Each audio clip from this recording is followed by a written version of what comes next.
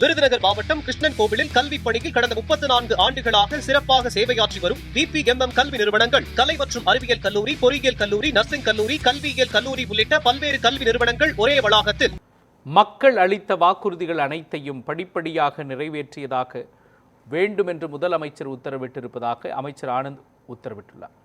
சட்டமன்றத்தில் நீர்வளத்துறை மானிய கோரிக்கை மீதான விவாதத்திற்கு பதிலளித்த அவர், பிற கட்சிகளைச் சார்ந்த MLA-க்களின் தொகுதியாக இருந்தாலும் அங்கு வசிக்கும் மக்களுக்கு தேவையானவைகளை முறையாக செய்து தர வேண்டும் என்று அமைச்சர்களுக்கு முதலமைச்சர் விஜய் உத்தரவிட்டுள்ளதாக கூறினார்.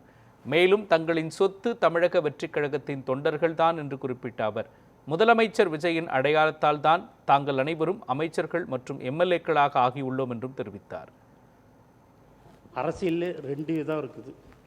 ஒன்று தூய்மையான அரசியல், ஒன்று இப்படி தாண்டா இருக்குது இந்த அரசியல்ன்றது தான். அந்த மாதிரியான ஒரு தூய்மையான அரசியலை நாங்கள் தேர்ந்தெடுத்தோம். இன்றைக்கி ஒரு சட்டமன்ற உறுப்பினராக இருந்து இன்றைக்கி ஒரு அமைச்சராக நான் இன்றைக்கி இருக்கிறேன்.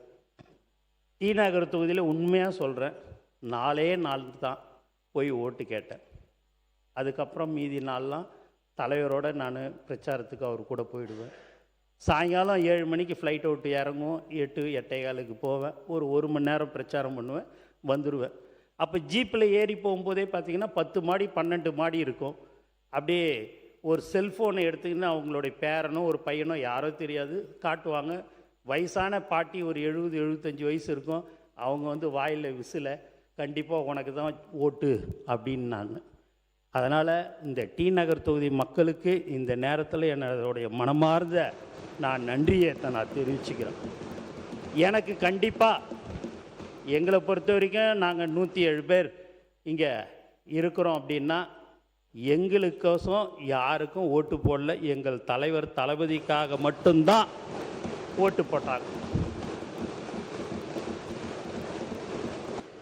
ஏன் இதெல்லாம் சொல்கிறோம் அப்படின்னு பார்த்தீங்கன்னா, உண்மையாகவே ஒரு மனிதனை எப்படியெல்லாம் புண்படுத்தணுமோ, எப்படியெல்லாம் கஷ்டப்படுத்தணும்னு எல்லாருமே நிறைய பேர் அதை செஞ்சிட்டாங்க.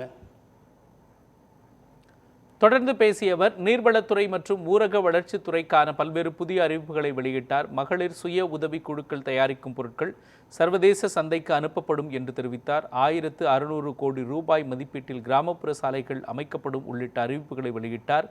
அதேபோல 246 கோடியே 93 லட்சம் மதிப்பீட்டில் அணைகள் மற்றும் கதவணைகளின் அடைப்பான்கள் சீரமைக்கப்படும் என்றும் குறிப்பிட்ட அவர், குறிப்பாக 218 கோடி ரூபாய் மதிப்பீட்டில் 19 மாவட்டங்களில் 49 வெள்ள தடுப்பு மற்றும் பாதுகாப்பு பணிகள் மேற்கொள்ளப்படும் என்றும் தெரிவித்தார்.